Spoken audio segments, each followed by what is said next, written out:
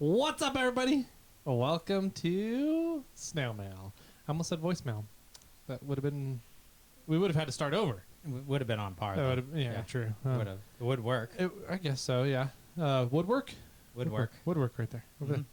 Anyways, welcome, everybody. We are here on a Friday. Happy Friday to everybody out there. Hopefully, you guys have some fun plans for the weekend. You guys are going to get out and enjoy some outdoor space, get up to the mountains, get away from society for a weekend, have a good time. We are not doing that right now. We are sitting down here to listen to some voicemails from you guys. How does that work, Jimmy? Yeah, you give us a phone call, area code 916-345-4744, and you leave a voicemail on almost anything that you want to talk about or you want us to talk about. It can be comments on a previous episode or corrections from a previous episode. It can be promotions or asking people to vote for your rig like Rob did. It can even be, hey, on September 24th, I think it's September 27th or something like that, there is a Buddhist Bazaar Festival happening up in Penryn, and Jimmy's going to be out there showing off his bonsai trees. Nice. So if you want to come out and say hi to Jimmy, go to the Penryn Buddhist Bazaar. That would make a good voicemail. I almost called in. I almost did. I almost called in. I was like, I could call in. It might be funny, or I'll just say it. Yeah, that's funny. Yeah, totally. It's totally up in the air. We're not really screening these voicemails at all. So if it ends up being like something that shouldn't be on the air, then we'll just edit it out in post-editing, and you guys will never know the difference. Nope. Never, ever. Let's see. First one up here. Also, I think I'd like to state that the voicemail strictly goes straight to voicemail. You call the number, it goes right to voicemail. So you're never going to get a chance to talk to Tyler. True. It's very true. It does not ring on my phone. I just get a notification that there's a new voicemail that came through. So first one up here is from Zach from Oklahoma. Awesome. Yeah. Stardew Valley. Yeah. I know that he sent a text message asking to play his voicemail for September, and I think it's the next one. But let's see if it's this one. If not, then we'll go to his next time he called in. Okay. All right. What's up, Jimmy and Tyler? This isn't a camper show update. This is more of a alternator update. My alternator went out, and so my battery died while driving. Luckily, I was able to get it home. Anyways, I was hoping that this story wouldn't be like the assistance story with the alternator, but hey, it fared out at actually needing an alternator. So yeah, that happened. Also, I forgot to connect the cable to the positive that runs to the fuse box. And so we were trying to jump my truck to get it to go again after the alternator was put back in. And we thought there was an issue with the fuse, one of the fuses. And so we were trying to dig one of those out, and you have to, like, break a few things to get into it. Probably not. There's probably a way to get into it. But the next morning I found the cable that I was missing to put on the positive terminal, and we were up late trying to figure this thing out. I just wasted a long time trying to start the truck. But anyways, keep crawling. Have fun. That's funny. I've definitely been there. Oh, yeah. I think everybody that's ever worked on a rig has been there, especially late nights, man. It's something about late nights. You're working. You're already tired from the day. You know, you think everything should be working, and you're just missing one small little detail. But you're too tired, too worn out to kind of notice it or figure it out. And that's why sometimes, it's just like, just set it aside, go take a nap and go to bed or whatever and sleep on it. And then, a lot of times I'm laying in bed at that time. Like I'm frustrated. I've given up. Like I need to go to bed.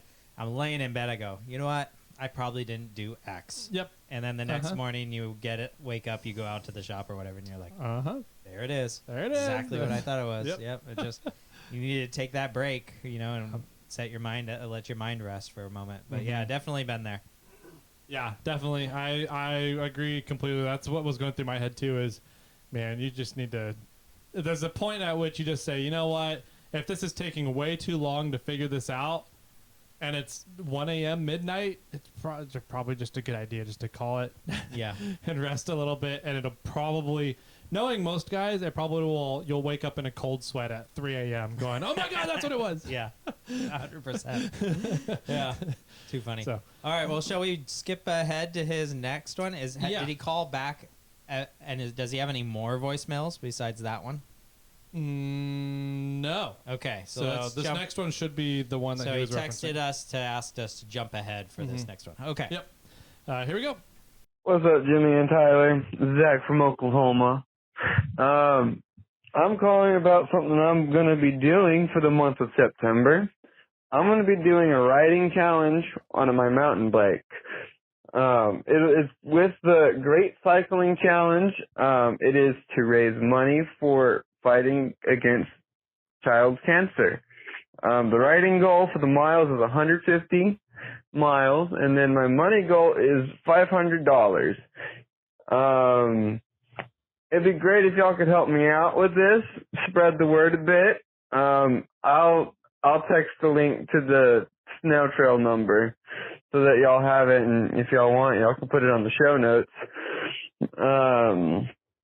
But yeah, I start this in September. I'm calling right now August 29th. So whenever y'all are able to play this message, it's whatever. As long as it's within September, I guess. But yeah,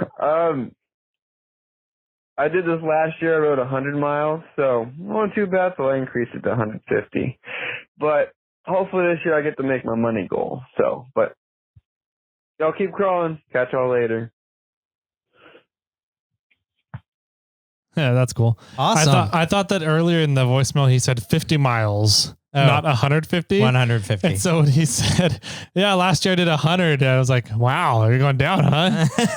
Oh, well, that's awesome. I'm happy to hear that. Well, That's cool. Did he text the link? Yes. Okay, so we have a link. Yep. We'll throw it down in the show notes. I'm not sure if it links to Zach's fundraiser side of thing or just the,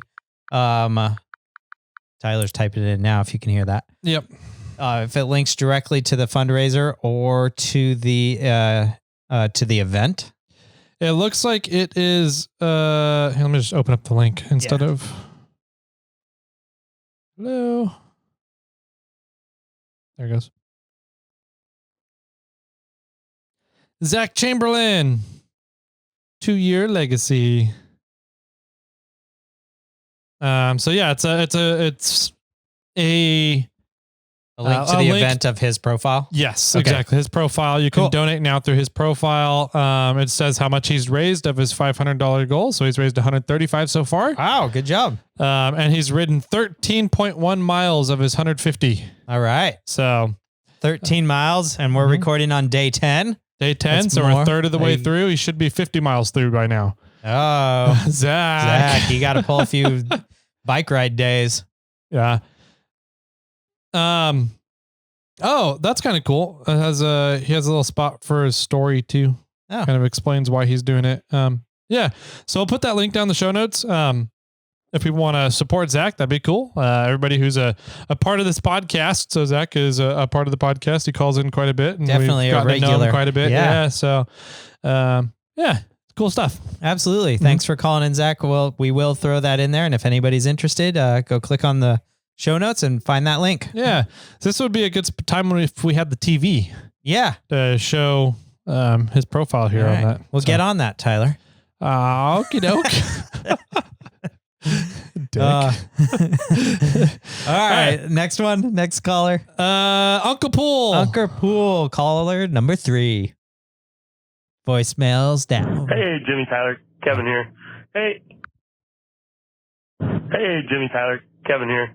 Hey, I figured you guys probably wouldn't know about this, and I already forgot who the other caller was.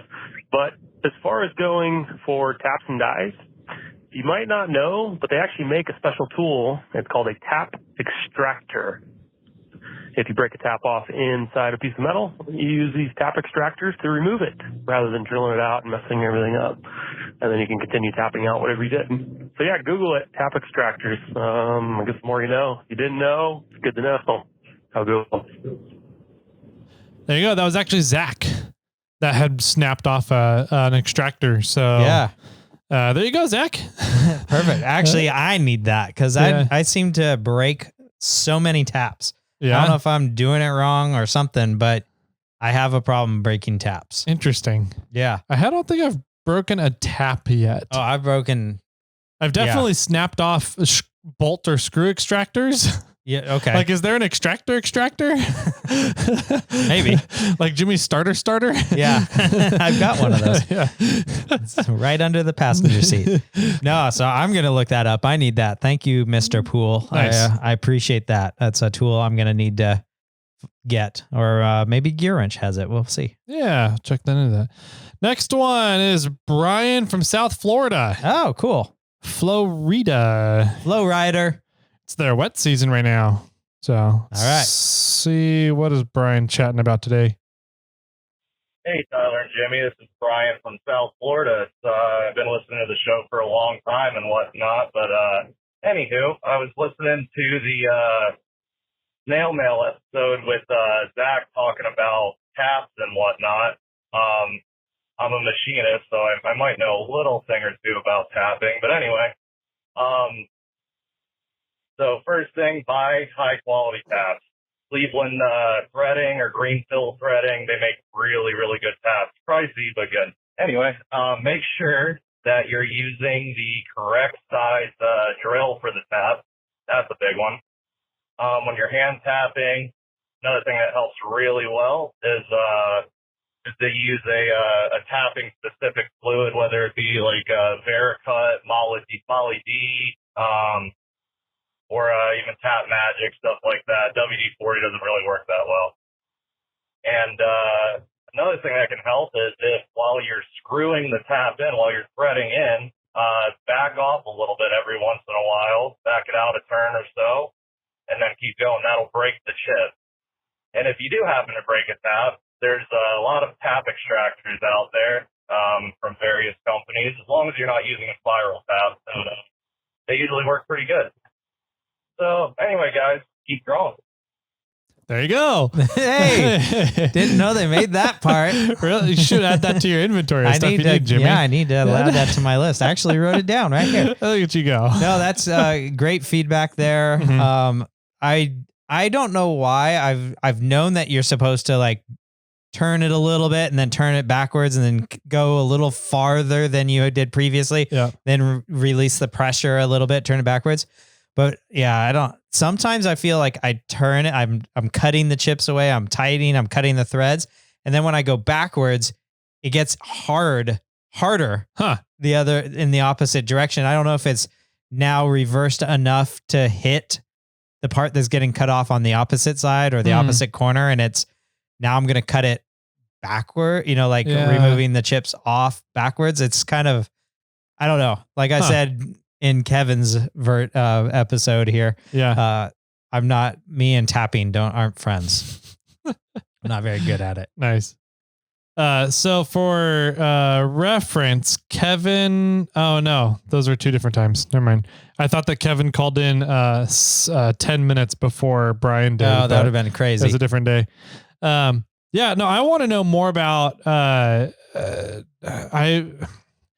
figured WD-40 just helped to keep things from getting hot and expanding and warping in weird ways. Okay. So WD-40 would act more like a heat sink, I guess, a cooling, right? Oil.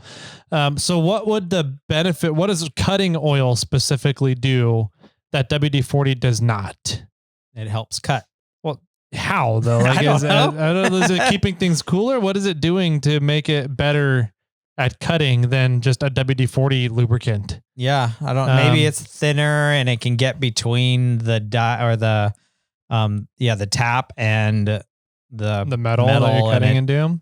Makes it slip a little easier. I'm not sure. Is that the same for drilling? So if you're just going to drill like with a drill press or a mill or something, is that the same concept? Probably. So WD-40 is not really doing much for it at all. My experience with WD-40, it doesn't do very well with drilling because it seems that the heat point, it isn't the best at it. It seems like What do you mean by that? Well, Like I mean, by the metal gets hotter than what WD-40 can typically withstand? Yes. Interesting. But it's fun to watch the little smoky metal flakes go. Whoo. Yeah, that's true. And when I drill, I usually use actually like old engine oil. Oh, interesting. I just whatever's laying around, I just pour that I put it on a little brush and I brush it on and then. So is that the point of using a cutting fluid then to keep everything cooler, or does it? I don't know. Keep it from deforming? What's his name? Brian? Call back. Brian, let us know. Give us what's the point of a tapping oil or a cutting oil? Yeah. That's our question. Cool. All right. And does old school engine oil work just as well? Yeah. Yeah. I'm curious. I want to know more about cutting oils. All right. Next one is Pike the Peek. Pike's Peak. This is Pike's Peak. Pike the Peek. Let's see what Colorado. It's a short one. In. Yeah. Hey, this is Pike the Peek. My Instagram handle. Easy. Jimmy, who you had on your Bronco adventure, the lady you said drifted, that's Gabby Downing. Kind of cool on Instagram. Yeah, just thought I'd share that so you know, because when you described your Corvette, I've seen that all over Instagram. It's a really cool car. All right, have fun. Keep crawling. Bye. There you go. There we go. Yep, Gabby Downing. Is that? I'm going to go find her right now. She's always doing stuff. So she always seems to be on the start of my Instagram, but she's not at the moment. _GBABZ_ Gabby Downing. Yes. Yep. 2 most recent posts. She has 188,000 followers. Jeez. Nuts. I didn't show you last time her Corvette though, did I? See, we need that TV in here. TV in here. I can pull that up. Can you get on that, Jimmy? Or you can just do a little scroll for yourself. You can see her face and see her Corvette. I think it's on. It's got to be on there pretty easily. But she was a cool girl. She was really nice. It kind of took a moment to break the shell there and the barrier between 2 random Instagrammers, people or influencer people sitting in the same car. But as soon as we actually Blake was the one that opened that door, because Blake also does autocross and drifting and stuff too. So he was even, it was easy for him to start that conversation. But then once we found out she had a Bronco, then I got to talk off-roading. So it worked out pretty well. But yeah, she's cool. Salt Lake City area, has some cool rigs. And she just did some Bronco run experience just this last weekend. Nice. That's a cool Corvette. I like her helmet. Her racing helmet. That's rad. Yeah, that is it. She just painted that or had it done or something. But yeah, she was really nice. It was cool. Nice. Yeah. Let's see. So next one. Yeah, one more. Beer Craig from Oklahoma. That's a longer one. All right, bring it on. Hey, it's Craig from Oklahoma. Beer Craig. Maybe not really Beer Craig much anymore. Maybe going for Bear Craig now, because cutting out alcohol to try and get some beefy muscles and gains and all that shit. Listening to whatever today's August 30th voicemail podcast was. Had an idea. I feel like you've kind of gone into this, and so if it is something that you've gone into enough before that you don't need to, don't do it. But I think a fun podcast would be to do a like cheap build, like medium build, and like dream build, or like just cheap dream build of like different things, like obviously Rubicon West Coast stuff. Like, you have what is like a very basic build you would do to go do that if you were super on a budget. If you are going out there and you're just cash money millionaires on this stuff. Like, what would you do? Moab, kind of like Fire Road, mid-rock, kind of like Middle America stuff. And then like East Coast, like mud, like horsepower kind of thing and through stuff. And then like sand, desert racing stuff. Just kind of, I feel like it'd be a fun conversation of like, you want to go out and you want to build something that's maybe you through it as cheap as you can. Also, you have this like Bezos money, and you want to go out there and like build a rocket ship, everything you want. I feel like go into it like axles, suspension, whatever you want on there, like platform. Have this idea, throwing it out there. Love the stuff. I swear I didn't snitch on you. I'm questioning why the podcast will late, but do what you gotta do. Whatever. Snitches get stitches. I'm not the one.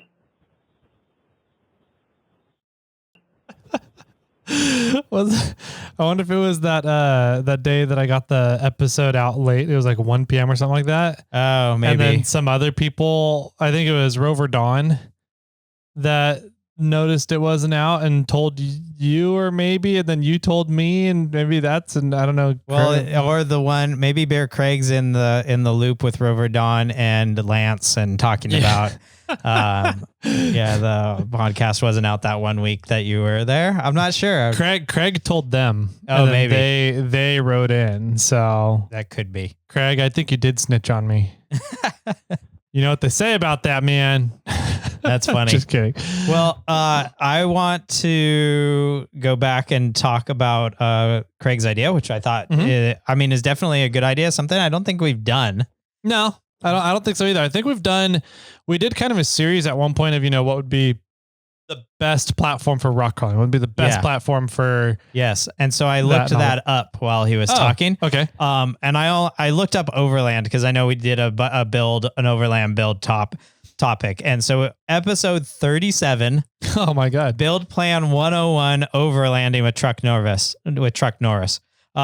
So in those 30s, maybe up into the 40s, we did a bunch of build planning 101 episodes. Yeah. Where we did rock crawling, sand, we did overland, East Coast muddy rock things. Yeah. South mud, southern mud. I think we had plans to do like a Brodozer episode and stuff like that, but we didn't get anybody that knew how to talk about that at that time. And you don't want us just sitting there being like, let's just lift a truck as high as we can and fuck all the pinion angles. Yeah, exactly. So if we did do some of those things and it was sort of a how to build a good platform for what it was. But we didn't do a budget build or like dream builds or anything like that. But so that could be fun. It could be fun. Definitely. I mean, it could be like its own, each one of those could be its own episode to some extent. Yep. I mean, each you and I talking about our preferred budget build for rock crawling. Yep. Like that could be an episode. And then our medium build for rock crawling or our, wow build for rock crawling. Yeah. Those are all episodes on themselves. And then if we did like sand builds and all those, that could be a whole nother series that we could do. Chunk of episodes for sure. Wow. I like it. I think that's a great idea. I think that would be a lot of fun to do too. So yeah, because that's also something where we don't have to be perfectly exact for everybody. Sure. With all your guys' axle feedback. I'm sure and we can just say what we want. All right. Yeah. The next 10 are about the Dana 44 episode. I got so much flack from that already in the DMs. That's funny. I didn't really get much at all from it. So I think that's funny. You got all the flack and then we're in the Snail Trail one. That's fine. Bring it on. Bring it on. So cool. We're going to call it there today for voicemails. We got it down. No, we did about half of them today, so that was cool. Excellent. We still got 7 in the books, and I'm sure we'll be back up to 18 by next week. So Probably. cool. If you guys want to call us, leave us a voicemail and be a part of the conversation here, be a part of the hanging out, chatting with you guys on the show. All you got to do is call into 916-345-4744. If you're international, add a +01 in front of all that. Yeah, man, I think that's good. Leave us a voicemail. Whatever topic is, if you're doing some kind of charity ride and you want some people to donate to the cause, call and let us know. It's cool stuff. So, Jimmy, was there anything else? Or are we good? Or are we done? We're done. Are we out? We out. The number you have called has been disconnected.